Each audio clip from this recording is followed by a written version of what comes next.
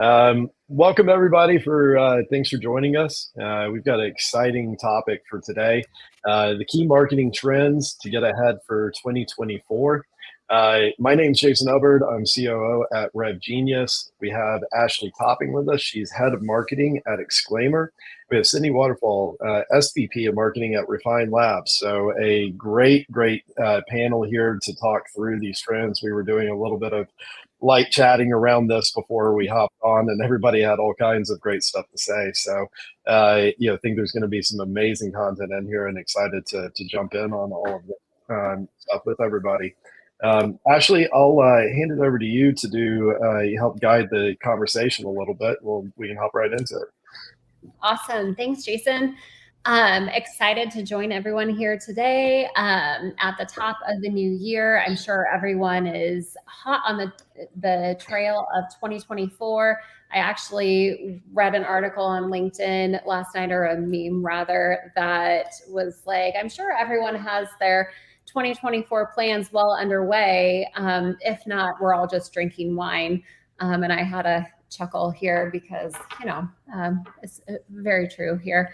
But some of the key challenges that marketers are facing around the world, I think, are very relevant to maybe level set first before we dive into the solutions that we're building against our plans. And so I thought maybe we kickstart the conversation around those challenges with, we're seeing this year customer behaviors change, the way that our customers are communicating and communicating with us, and increasing competition. If it's a very fragmented landscape and how they're communicating amongst that landscape, the average person spends about 7 hours a day on a screen. And so the form of content that is required to deliver to our customers is changing and needs to change. And things, content saturation, brand reputation, ROI measurement. These are all challenges that we're seeing our customers face on average. Jason, Sidney, what kind of challenges are you seeing from your guys' side? Sidney, I'll let you kick that off. Sure. These three buckets of challenges I see across all. Oh, can you hear me? Yep. Yeah. Okay. Sorry. All these three buckets come up time and time again, and in different, I would say, severity or different magnitude, depending on the company or the stage of market that you're in. And that's definitely going to be measurement. How do you measure ROI? How do you track revenue? How do you measure marketing's impact, holistically as a business? And how do you report that up to a board? But then even more tactically, how does the campaign manager or the social media manager know what they're doing is impacting the business, and how can they speak to that? So kind of full level there. The second topic is content creation, something I could talk about for a long time, and I'm sure we'll get into different types of content, what's working and what's not, what brands are thinking about and changing for 2024, and then also just the distribution of all of the content through different channels. How are they streamlining channels? How are they experimenting with new channels? And what they're saying no to? So I think those are the biggest buckets of things that I see across every business conversations we're having with all of our clients right now. Yeah, I would agree. I'm seeing all of those things, and I get a little bit of a unique perspective. On the RevGenius side, of course, we work with sponsors, partners that are doing events like this, and so working directly with demand gen and marketing teams there. Also run a growth marketing agency on the side where we actually do the execution of a lot of campaigns and stuff like that. And so it gives me a interesting perspective and take on it, where I get to have an insight into a lot of different companies. And I think it's important to pause and acknowledge the context that's driving most of these things we're talking about, which is what's happened over the last year and a half or so, where markets and lending tightened up. Started and we had to get away just by the nature of it from growth at all costs, which has really driven the industry for the last decade and a half plus. And so whenever you do that, volume stops becoming the primary interest, and quality, ROI, actually driving to revenue become, hugely, hugely important. And it's that ROI piece that I see, pretty universally across the board. And it's moving marketing and campaigns and initiatives further down funnel and closer to revenue. And it's also driving companies to have tighter alignment between their sales, go to market, demand gen, and marketing teams. And so I think all of that gets wrapped and rolled into the specific campaigns or types of content or marketing initiatives that you're creating, that you led with there, Sidney. Awesome. I couldn't agree more. And of course, feel free to pop in as we chat along here. If you guys have any additional challenges that you're seeing from your companies, we'd love to hear from you as well, and address some of those issues along the way. First of all, Sidney, you brought up a great point. I think that the comment around what are we saying no to? I think that that's an interesting point. Can you tell me a little bit more about that? I think we're all finding that just right before we jumped on, we were having an interesting, really good conversation around this. Talk to me a little bit more around what you mean by that. Focus is what I mean. And if I could boil it down to one word. So we always try to practice what we preach at Refine Labs internally. And then with our clients, we try to showcase the best way, in our opinion, to do something, model that, and kind of build the playbook. So we're also thinking about this internally. Some of the things for our Marketing 2024 plan that we've said no to due to resourcing, time, also like we're only going to try one new thing at a time. We're not going to try multiple new things at the same time, because whenever you're standing up something new, even if it's on an existing channel, right? It's a new strategy or a new tactic on an existing channel that you're wanting to try. We recommend to do one at a time, net new. So then you can really put all your effort into that, understand if it's working before you go try 3 to 4 things. And then at the end of the day, you say, oh, well, email has been growing, but we've tried 4 things and we're not really sure what exactly drove the most increase in that, whatever results that we got. So for us, the one thing that we're doing at a time is we're standing up a new short form content series. And I'll give you a tactical example of this. One of our goals at Refine Labs this year is to stand up a content pillar outside of our founder brand and really lean into building the brand of Refine Labs through multiple faces and multiple people. We are a service-based company, obviously, so people are our differentiator, right? And so we want to highlight our differentiators through our people. We're standing up a new short form content series, but we're only posting it on LinkedIn and YouTube. We're not doing a podcast. We're known for podcasts. We said no to podcasts. We're not doing it. We're not doing an email newsletter. I said no. We need to prove out that we can stand up this new content pillar. We need to prove the audience likes it. We need to get that validation from the market. And we need to build the systems and build the muscle internally before we go adding new distribution channels. Adding frequency is another lever. So we're going to start at once a week. We could go to twice a week. I said, absolutely not.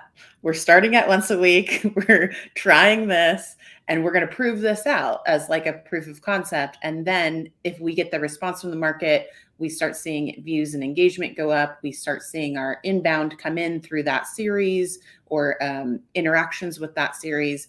Then we will have the conversation of how do we scale this. But immediately at the conversation was like, let's do all of the things. Even, even internally this happens. I'm sure everybody in the audience can relate to that.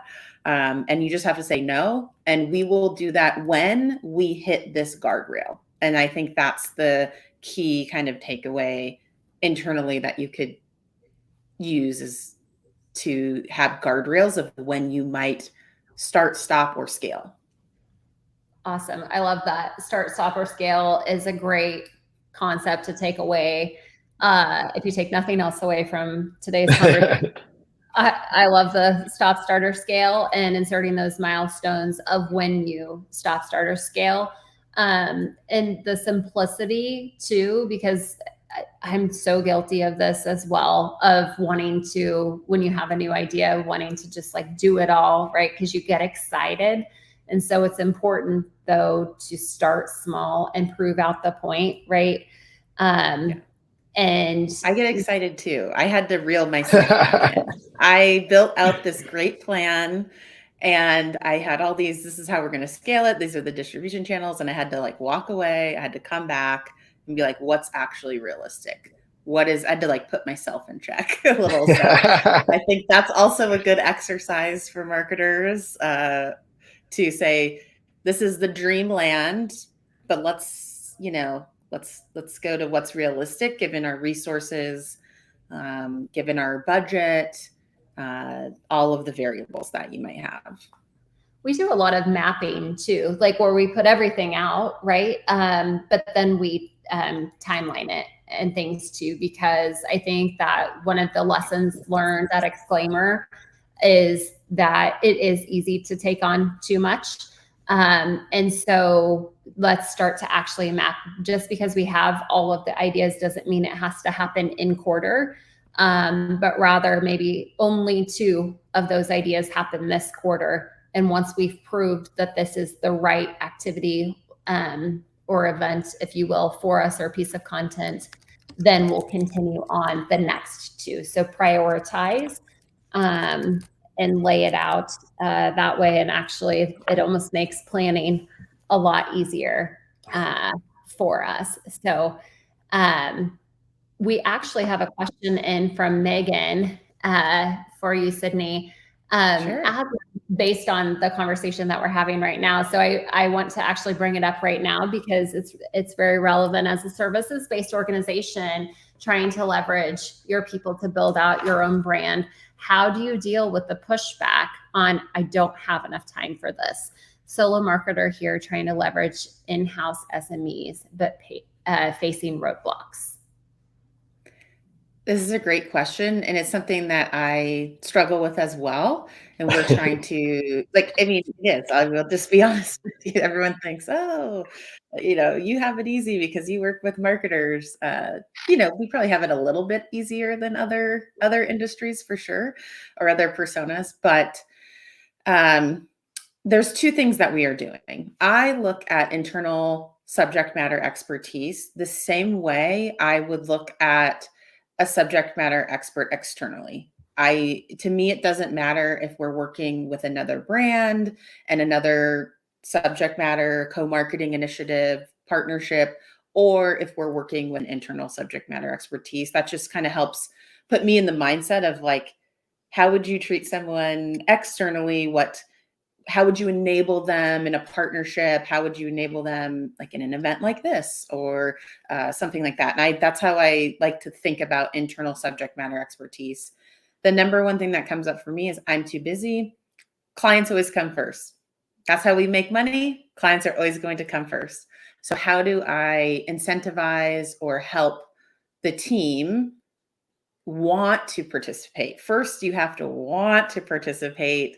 It's a lot easier when you get someone to want to participate than forcing them.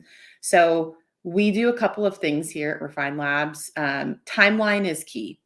We push out timelines. Hey, we'd love for you to participate in this. We want to do a video and a topic around this, or event around Stacking Growth Live is one of our content pillars where we highlight a lot of SMEs. But I give them a lot of time, a heads up, usually like at least 2 weeks to a month, so they can plan that into their client workflow or their bandwidth. So timing is huge. So you got to kind of be ahead of the curve with your plan a little bit. And the second thing is kind of incentives. We've tried a bunch of different things at Refine Labs. We have a product called the Vault. So if people participate in the Vault, it's kind of outside of their normal responsibilities. And we of course, we recognize that internally, but we also compensate them for that. We rolled that out last year. If you're going to go above and beyond what is asked in you in your role, we will compensate for that. Just the same way you might compensate someone else externally for doing a post or engaging in a webinar or producing a piece of content for you. So we've rolled that out. That has been helpful. Some people are motivated by that. Some people are not. And then the last thing is we try to also give them what's in it for them. We work side by side with our SMEs to build their personal brand and help them and feature them. I will feature people on my profile or certain profiles that have more following to help give them reach and help give them kind of a jump start, which is going to do nothing but good things for their career or their personal brand in the long run. So those are kind of the 3 things: timelines, planning, incentives, and then what's in it for them. We have some SMEs that just, really want a special reward or a special gift versus the public recognition, right? So really taking that approach. That's great. I 100% agree with all of those.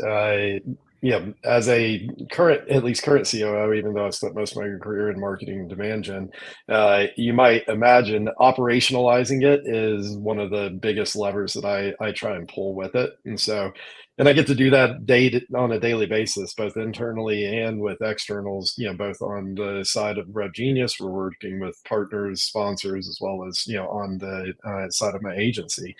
And internally, the things I found most effective are if that's something you want them doing, then make sure that that's actually part of what they're measured on, what they're comped on, what the expectations of where they're allocating their time and their bandwidth are.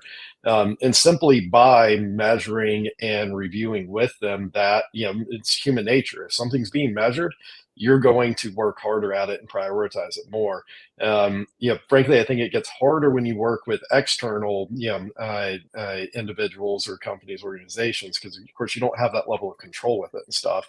But the lessons that I found on that side are equally applicable internally, which is, break it up into steps, templatize things when you can, put timelines on not just the end product or the deliverable, but those individual steps in between. I had to learn a lot of these lessons the hard way when I was working on, my master's and doctorate, where I was turned loose for, a semester or a year on end, and you just had to deliver something. And so if you didn't find ways to keep yourself on track and make sure that you're measuring these things and, knowing where you're at and all of that, then you're never going to get any of it done. And so, operationalizing things in kind of every way that you can within that. And, one of the other benefits of breaking out into those individual steps and timelines with it is a lot of times it'll help you identify where you've got friction points, where are people really struggling. And then that gives you an indication of where you should really spend time and energy on trying to figure out, all right, how do we make that smoother? How do we make that easier? How do we enable that piece of it so that, people don't get hung up on those steps? I totally agree. I think one other piece too that I've done, piggybacking on the operationalizing side of things, is also tying to KPIs and the overarching company goals even. Because a lot of times if you take a look at what the company's trying to accomplish, there's ways that you can even piggyback and say hey, I see that, OKR that you are trying to accomplish, and guess what, I can help you accomplish that through you participating in this upcoming webinar that I've got, or things. And so it's a win-win situation. Yeah. And I think it's important because from the perspective of the SME that you're asking to do this, if you either cannot connect the dots as far as how this is driving towards a company goal, or you can't be bothered to actually track and report on how it's affecting or influencing those things, then it's very rightfully and understandably for them to have an attitude of it's not that important. And so why should I prioritize this if it's not a higher priority for you, or it's not tied into actually company goals and metrics that they're trying to drive? Totally. Yeah, no, I totally agree. There's a lot of chatter in the chat. And one of the things that I talked about as being an issue was content saturation when we first kicked off the call.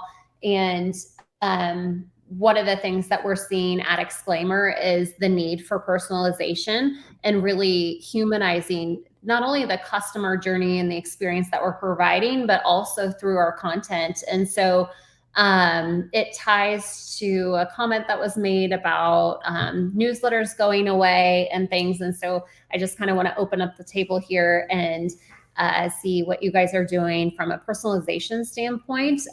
What does that mean for you, Jason, at RevGenius and things? Yeah, absolutely. We were talking about this right before we hopped on. I think the answer to so many of these things is best practices we've known for a very long time. And personalization and quality of what we're putting out there has been a best practice we've all known for a long time. So as content is king, and so none of these things should be like shocking surprises or anything like that. We're just the chicken sort of came home to roost, and all those things that were sort of aspirational best practices have now sort of become, for most people, organizations, have to do's. But the customization, the personalization, all of those things, I think, are also tied into, and it's where one of the things I'm really excited about what's going on right now, the sort of the corollary to all the stuff that we're talking about, that's really on the enablement of doing these things at a higher level of sophistication and efficiency, because we of course have access to more and more data that's out there, and part of that data is intent signaling around what these people are actually interested in, what their hot buttons are, what pain points they're trying to solve for, and things like that. And so whenever you can start connecting those dots and being able to serve up customized, personalized content relative to those intent signals, and go beyond just broad-based ICP and persona type information, actually start getting into, what are you seeing from people's behavior? What are they posting on? What are, job descriptions they were hired for, moves that the companies are making, things like that. And I mean, it was incredibly powerful what I was able to do when I was at Astronomer running growth, because Astronomer is a highly technical product, data orchestration, and we're built on and owned the open source Airflow project. And the upshot of that is we were creating all of the publicly available documentation, guides, all of that stuff around the open source Airflow project. And so we had to the tune of 8,000 net new companies a month coming and consuming that highly technical documentation. And so I was then able to roll that into and start serving customized ads, serving up customized content. And oftentimes by the time a rep actually got on a call with them, I was able to say, like, hey, they're struggling with this. This is what they're trying to solve for. This is the tech they're trying to plug into. And like, they were equipped with that information going into that call. And a lot of that was through, and it becomes a feedback loop. You get that customized, personalized content out there, and you look at how they're engaging with it, what they're engaging with. And so it's generating first party intent signals that you can go and roll back into this and continue to optimize both, across your content and your campaigns, but also relative to that individual and that company. I totally agree. And I think that at the core of what you're speaking to is the quality of the content that you're delivering to the people that you're engaging with. And thus why you're, delivering engagement along, right? So, which is, another key point that we were talking to earlier, because I think that this drives the need to focus. Sydney, to your point of only on those two things, right? If we're focused so much on quantity, we're getting away from that overarching quality of content that we're trying to drive, even right down to the campaigns and things. And I know that even with my team here at Exclaimer, we are really doubling down, and it's 2 campaigns. That's it. Nothing else, 2 campaigns, because, it's what are we delivering? Are we delivering the most valuable things out to our customers and prospects, or are we just like doing it to check a box for the sake of doing it, so we can showcase that, look at me, kind of thing, that look at what we did. That's not what this is about, and things. So, Sidney, what about you? I love the quantity versus quality. I mean, now that you have AI, you can push out blog posts all day if you want. And so quality content is actually going to become quality, and like unique content is going to be much more important. That's like an obvious statement, but the kind of way to execute that, when I think of segmentation and how do you personalize, one thing that we've found very successful, most people will personalize based on firmographic data that they have. And if they have that, third-party intent, great. They're going to kind of guess at the people at the account that might be doing that, right? Which is better than nothing, right? You're like trying to take them in a certain direction. First-party intent is holy grail. So once you have first-party intent, use it. Once they become known to you, and once they, are on different things, what we've done with a lot of our clients specifically, like how do you operationalize this and try to get stuff out on paid and organic, and how do those two work together, is personalize your content by use case and problem, not necessarily. And then we distribute that to multiple personas, multiple industries, multiple firmographic, mid-market, enterprise, whatever segments are very important to the business, because then you can learn like what are those things that these segments care the most about versus we made this piece of content specifically for this segment. Awesome. They could not care less maybe about that. And you don't know that. You're kind of just guessing. So we really recommend at the content level, for majority of our content, we look at problems and use cases. And then we distribute that out. And then we understand what are the types of people, companies that are gravitated towards what. And then that will kind of help us inform what we might produce next for that specific segment. I think a lot of times people get caught up in, well, they're a decision maker. They don't care about, the technical, how this product works. And I'm like, well, I am a very technical person and I love technical stuff. But you might see my title and be like, nope, she doesn't care. I'm like, I care. And I like, that's maybe a segment that I get in the weeds, right? Versus maybe another person does different, cares about something a little bit different that might have the same exact title, same exact company size, same exact industry. So my recommendation is focus on use cases and problems to understand your segmentation first versus maybe the more traditional firmographic way. No, I love that. And it's something that I've come to refer to as engineering intent signaling, creating content and opportunities for engagement where it'd be really, really weird if they didn't actually have that intent or that wasn't a priority or an interest for them. And so whenever you start creating things like that and getting that out in front of them and able to track that engagement with it, it gives you unbelievable first-party intent signals. Yeah, I love that. It's funny. I'm also a big nerd when it comes to like technical. And I think it comes from like where you came from too, right? And so like I've worked for like super small companies, and so you've had to be technical, but people don't always know that or realize that. And so I get in the weeds on that kind of stuff. And so you can't assume buyer behavior always. So I think that taking that use case and problem approach is the right approach when creating content, as opposed to just being the, ideal persona, kind of thing, which is not always typical. So I love that idea.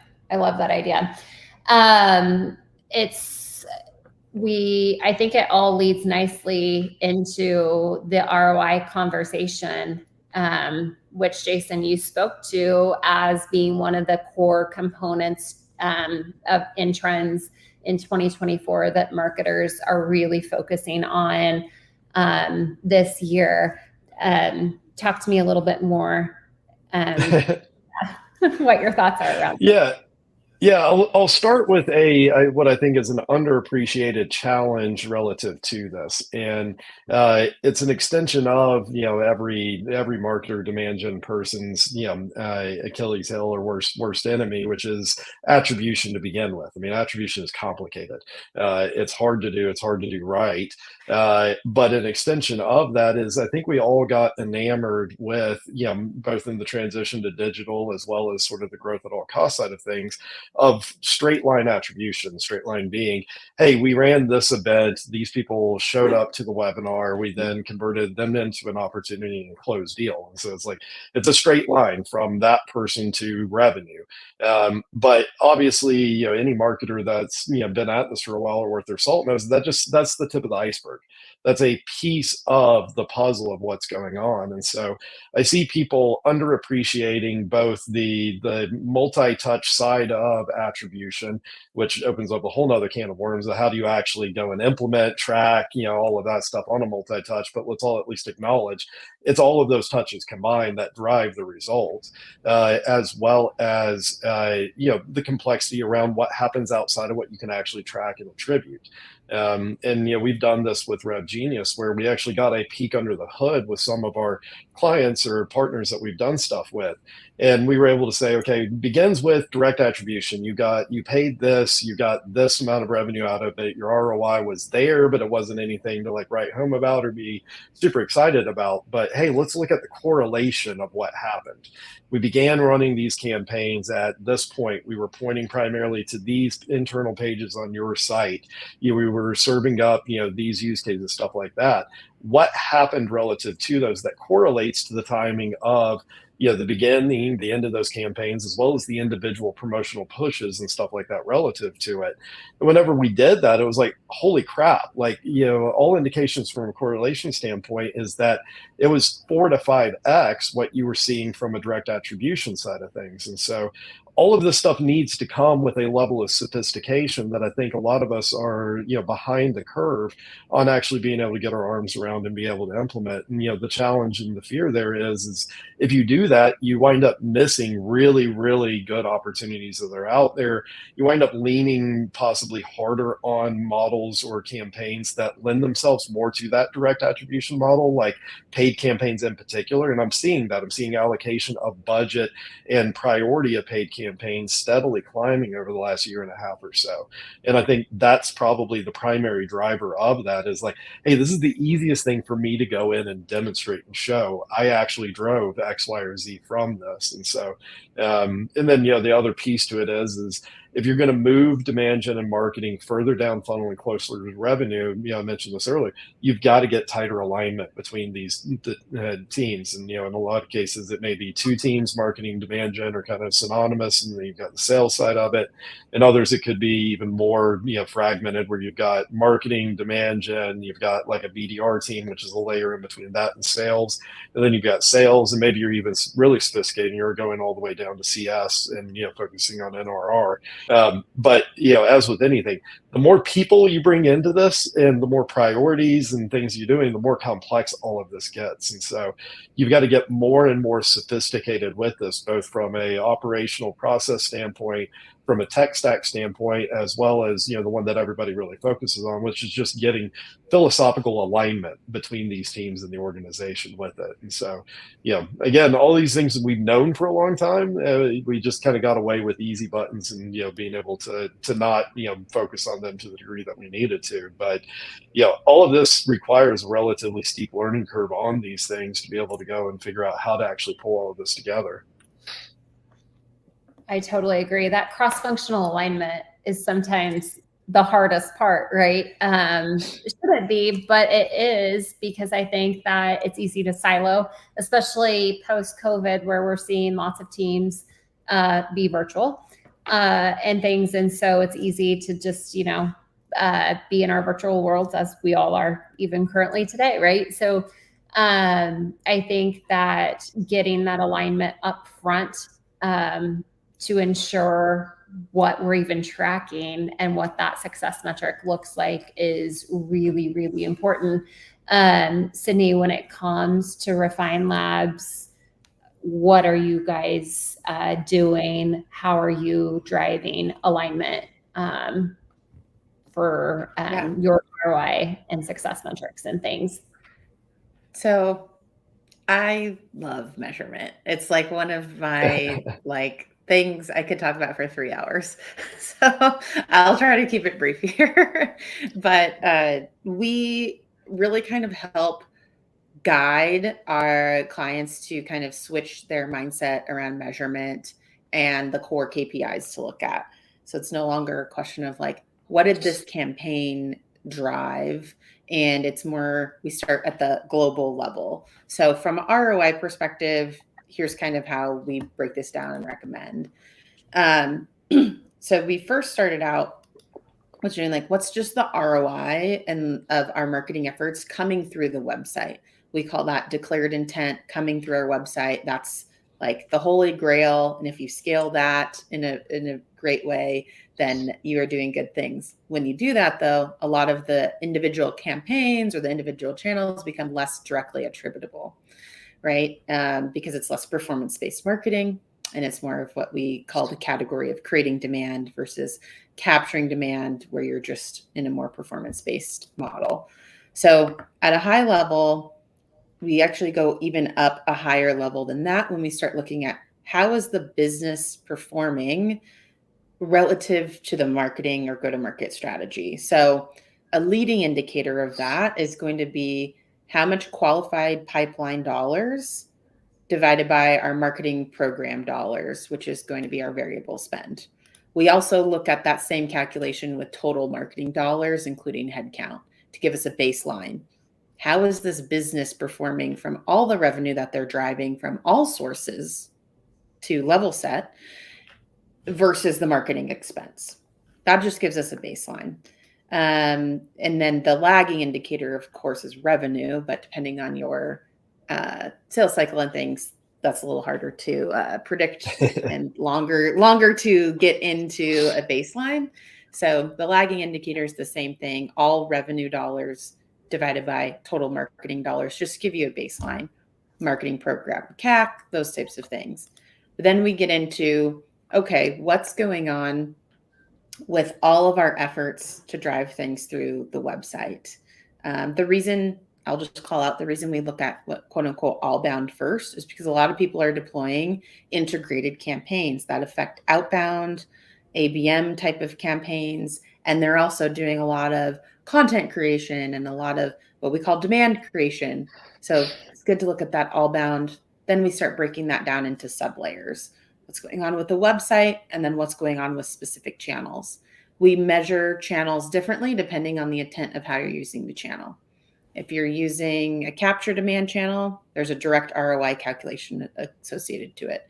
If you're measuring a create demand channel, we, again, measure that as best we can with multi-touch or website visits, but a lot of that is going to come through organic, direct, and branded paid search. So again, we kind of go back and look at that correlation.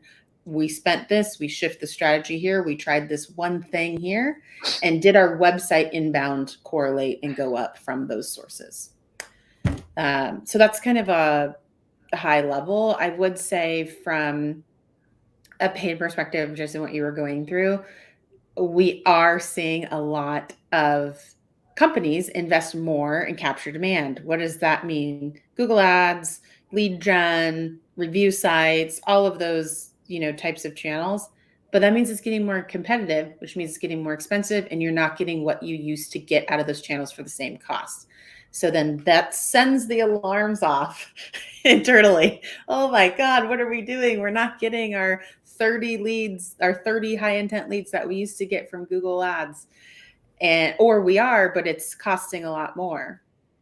So we push our clients, and we highly recommend of like, well, we need to scale back in something that is a baseline. Like, we're not going to go over this cost per qualified demo meeting or this cost per qualified demo opportunity. Once it gets above this cost, it's just not sustainable. And that's the state of the business. And instead, we're going to take this opportunity to invest in video, reach awareness ads, because those CPMs have been going down because less people are spending on there. And in the background, you should also be doing things on organic. This is not a paid rant, but this is to kind of set the stage there of what has been working. The challenge with that is you have to have confidence, and you have to have the right measurement. You have to say, we are going to do this, and we should see this come through organic, direct, blended sources. We should see our blended sourced revenue or blended source conversion go up. It's just not going to be directly attributed. And my last thing I will say, because I know I'm going long here and I said it would be short, is we also recommend self-reported attribution. If you follow me or Refine Labs on social, you've probably heard us talk about this. A lot of people talk about it. Literally, I just got a self-reported attribution for a Vault sign up that said Sidney Waterfall's talk on RevGenius. Is that attributed to RevGenius? No, but now it is. So I'm not lying. It's right here. Shout out to Noah, who was on live. But there's also a quantitative. You have to pair the qualitative with your quantitative. So self-report attribution, having your sales rep ask, hey, how did you hear about X? Or what kind of things do you love about the brand in the sales calls? Then I think that's another data point that you could use, and you could also use surveys. Yeah, one thing really quick to drop in there, it's fascinating to hear what you said about the paid side of things, because we've encountered the same thing with Demand Magic, where all but 2 of our clients, we began by taking over their paid campaigns and managing those. And universally in every one of those, we've had to shift the model from just siloed campaign management to, we start working very tightly with the internal teams and resources. If they've got a content team, if they've got a social media team, if they've got a BDR team, stuff like that. And then we've added and built out our services to be able to backfill kind of wherever they're missing, so that we can actually run those multi-channel, cross-functional campaigns, both through a combination of working with them internally and what we offer is fractional services and stuff like that. But the other piece to it that has been remarkable is running bottom of the funnel, demand capture ads cold at audiences that have not had engagement or nurturing or anything like that has become cost prohibitive for most organizations, most products. And so you don't really have a choice but to run a more sophisticated full funnel type campaign, even if you're just doing paid, where you're serving up, awareness ads, you're serving up, video ads, stuff like that have a much lower cost to them. And then you're capturing intent off of that and being able to refine down and narrow down that audience that you're serving up. There's more expensive demand capture ads too. And so seeing the exact same thing on our side, all the way to the point where we've had to really kind of retool our offerings and our philosophical approach to what we're doing with clients.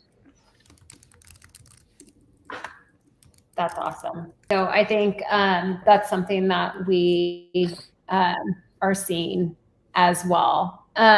One of the comments that you made at the start, Sidney, and I know we've got some questions that are funneling up here in the chat as well, and I promise I'm going to get to them, but I want to make sure we get to this last point here is brand. And one of the things that I think is a key priority for marketers is really ensuring brand trust through everything that they're doing. And so I know we've talked about a lot of different things today, through content creation, through quality, through ROI and measurement. But I think through everything that we're doing as marketers, ensuring that brand trust while differentiating ourselves, making sure that we're breaking through the noise and all of the things, but maintaining our brand identity and things too is really important when we're putting ourselves out into the market and being known. And so, Sidney, I want to start with you, because I know that with all of the changes at Refine Labs, this is a big initiative for you. And so I want you to talk to me a little bit about how you guys are maintaining at the core that trust and what that means for Refine Labs. Yeah, we're transitioning right now. We have a huge founder brand. If you've heard of Chris Walker, he's our founder and CEO. He has a gigantic following, which he's built over the last 3 to 4 years. And he's now investing and doing other things outside of Refine Labs. So it used to be synonymous. Chris Walker used to be synonymous with Refine Labs, but in the future, that's not going to be the case. And this may happen if you have a large personal brand in-house or a large SME. Also, this is what people are very afraid of, to like invest in personal brands. And they say, oh, what if they leave the company? Or what if they start doing other things? And here's how we look at it. And here's what we are doing is Chris's content specifically is our strategic narrative. It's thought leadership. It's very more high level in the market. Our area that we really are focusing on for 2024 is the 2 layers underneath the onion, I would say, like underneath typically what Chris might talk about and things like that, which he still will. But okay, everybody gets the foundational concept, or we are introducing a new concept, a new term to the market. Great. But what does that mean? More dedicated advice, more tactical type of content has worked really well for us in the past, in the early days. And so we're kind of bringing that lever back through our subject matter experts in our personal content strategy. Obviously, this is unique to our situation, so it might not directly apply. But when we looked at, said, what are we serving? We have content that's doing very well at thought leadership, getting our concepts, evangelizing the category, evangelizing our strategic narrative. We also have a ton of content that is very, very tactical and like step-by-step in our product called The Vault. But we need to fill this middle where we can service multiple people. Our buyer is normally a CMO or a VP, so it needs to service them. Our day-to-day contact is normally a director of demand gen, so it needs to service them. And we also need to service campaign managers and paid media managers and more of the executors as well. So we're really focused on filling that pillar of the market with our content. That becomes what Refine Labs is known for in 2024. So that's really what we're trying to do from a content strategy and how we build the brand and accelerate the brand, and highlighting more faces, more people, and kind of getting into maybe some topics and more specifics than we have in the past. Again, kind of going a little bit deeper. We're doing some of the very same things at Exclaimer as well. And some of those core narratives we've really refined. And I think that we've probably had some of the very same conversations of peeling that onion back and really diving deeper. I think that also establishing some of those brand champions internally, and really kind of like pushing them off the cliff, if you will, to like just, start publishing and things, leveraging tools and technology to help make it easier too, I think is really important. We've launched some new internal tools to help the entire company be able to do that as well, so that it still helps maintain that, core narrative that we're trying to stay true to, which I think is really important. Because I think always that first step is where sometimes marketers get nervous about is, well, I don't necessarily want sales writing, XYZ, or I don't want so-and-so writing that because they might say the wrong thing. But now, through technology, we can actually like tee up different posts and things, right, for them. And then they can actually massage the language and make it their own, which is great because they can, do things a lot faster, schedule the posts on LinkedIn or Twitter or whatever the case may be.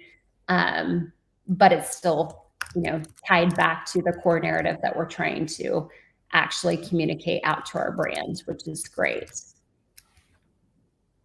Jason, what about you?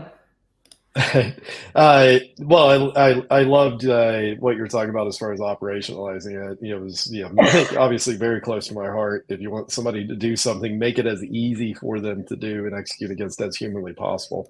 Because the more friction that there is there, the harder it's going to be. But yeah, I mean, I think everybody's on the same page and agreement that part of the upshot of moving away from growth at all cost is that everybody has had to start focusing on quality as opposed to quantity. Growth at all cost meant that we could throw enough high enough volume, enough numbers at something, and something sufficient and interesting would come out the other side of it. And I think brand recognition, brand trust, stuff like that is a perfect example of that. Where it's represented in how many companies went and chased the wrong personas, the wrong use cases and stuff like that to build revenue that was never going to be a fit, and then it turned into churn. Well, that churn obviously translated into a lack or a loss of brand recognition, brand trust within that. And so the corollary to that is if we're getting away from that, we're actually paying attention to NRR and that fit and stuff like that. It also entails that we're focusing more on that brand equity that's out there and working to protect and build that. And so all of these things are interrelated to each other, but you don't have a choice but to do that if you're really starting to focus on that actual return on investment, especially if you're going all the way down to NRR with it. I totally agree. Yeah, I totally agree. I think the other big thing for us at Exclaimer is that, we're all influencers and we're all part of this, collaborative growth and community. Like we can create our own community, if you will. And so, Sidney, I love what you said about Chris and things, because I think that while it's true, people may go on and leave. And I often joke about this even with my own team, right? Like I am a responsible leader and I lead with the legacy mindset of like, I want to create the best leaders I possibly can, and you better not ever leave me, right? However, the reality of it is they're not going to be with me forever. And so, the intent is that I make them the best people at Exclaimer while they're here. And so creating brand ambassadors is part of that. And so I think that if they can go out and represent our brand, and if at the core of that, they are talking about how they ran a really awesome ABM program here, they should be doing that, right? Because that just helps further showcase us as thought leaders and things. So I know we've got a question here around, let's see, attribution. So James says, it sounds like we're still trying to make an argument against fractional attribution because it's still too hard. Is there truth to that? If we're still inventing ROI KPIs to justify media services, are we really helping? Jason, I'm going to put that one to you. I'm actually going to point back to Sidney because I loved that approach that you brought to it, as far as trying to look at holistically what's the budget and where's the allocation of manpower and resources, and what impact is that having on pipeline, because I think that's arguably one of the best formulas and philosophical ways of approaching that of anybody that I've heard, trying to crack the nut on what is a obviously very difficult problem. So I'm absolutely going to be taking that away from this conversation and this session with it. But I think the upshot of that is, and it's a perfect example of, you've got to get creative with it, and you also need to be constantly testing what that model is and how you're measuring it. And so whether you're doing that through a big, expensive, complex attribution tool where you've gone and you've built out and weighted all of your multi-touches and all of that stuff, or you're doing something that's kind of a bigger picture model like you had suggested, Sidney, those things are exactly what they are, what they're called. They're a model. And so a model always needs to be reviewed, tested, optimized, and all of that stuff. And so, I think what you're hearing in this is not that we shouldn't be doing it because it's complex. It's just an acknowledgement of the inherent complexity of it, and that you've got to get sophisticated with and creative with how you actually approach that. Yeah, I think the biggest thing is deciding on a model and having alignment on that model. Step one at the executive level and the board level, depending if you're funded or not, right? Because that's where it all breaks down if they're not aligned. So that's really what we've been working with companies to say, okay, this is how we're going to change this strategy. We acknowledge that everything is not attributable.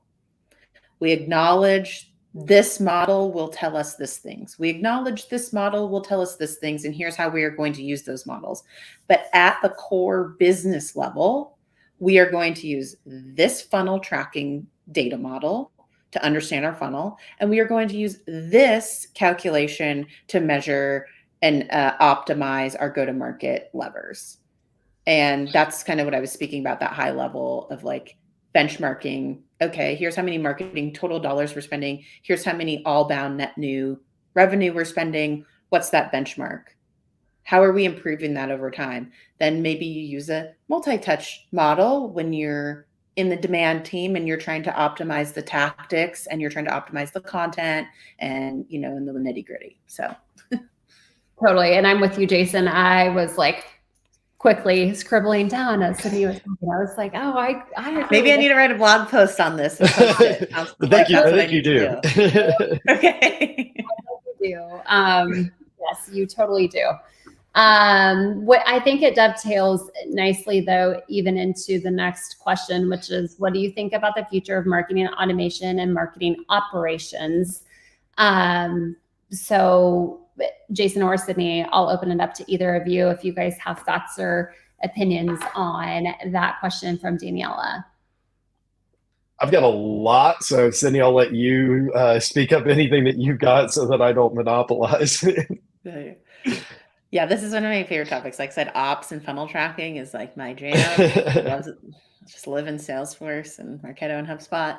That's also my background, so that's probably why I like it so much. But at a high level, marketing ops and marketing automation, I think you'll start to see a strategic function actually form. However, that strategic function needs to understand sales. They need to understand marketing. They need to understand financial business acumen of how the business actually makes money, how they grow, all of that type of thing. And I feel like they'll start to be a strategic function, likely under a COO that operates strategically and powers the business with insights from all of the data and not just marketing ops, sales ops, all the tools you're using. That's what I think we're moving into. I think RevOps tried to be that, but they're still so tactical in the weeds. I think we have to just separate strategic versus tactical and then mentor people up to that strategic level. There's not a knock at RevOps. I'm obsessed with RevOps. I love RevOps. No, it's funny you said that, because we got engaged in a conversation at RevGenius and with some of our partners and community sessions last year around the idea of a chief go-to-market officer. And every time that I spoke on a panel or something like that about that, I took a similar position, namely that I think it's a game of semantics that we're playing. Some would argue that it was the COO that was supposed to do this. Of course, COO as a role's been in decline for a decade plus. Some would say that was the vision around a CRO. Then we started, promoting VPs of sales into the role with, understandably not that more broader based background. And so the CRO role has, shifted into, kind of what it is that we know. On the growth side of things, which is what I, call myself more than anything else, that was certainly the vision there. And so whatever you want to call it, whatever, RevOps, any of the other monikers, I think it's the same thing. And I think the struggle most people have, and the reason why we play this hot potato game of, naming, is it's so hard to find these people. And the reason why I sort of naturally inclined into it is because I'm an entrepreneur, and so I've run and started my own businesses, and I didn't have a choice but to have that holistic vision of what's going on across the entire company and how does this lead to revenue and profitability. But it's hard to find those people, and I'm here to tell you, you probably don't want to go and hunt for entrepreneurs to do that, because the saying and the moniker that we make terrible employees is absolutely true.